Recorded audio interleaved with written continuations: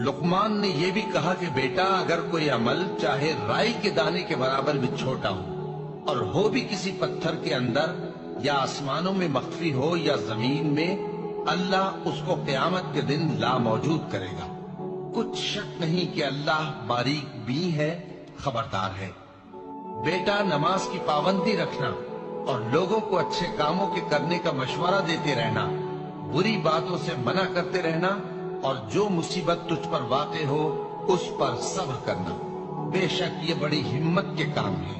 और तकब्बुर करते हुए लोगों के सामने गाल न फुलाना और जमीन में अकड़ कर न चलना, इसलिए कि अल्लाह किसी इतराने वाले शेखी खोरे को पसंद नहीं करता। और अपनी चाल में एतदाल किए रहना और बोलते वक्त जरा आवाज नीची रखना, क्योंकि बहुत ऊंची आवाज गधों की सी है और कुछ शक नहीं कि सबसे बुरी आवाज गधों की होती है।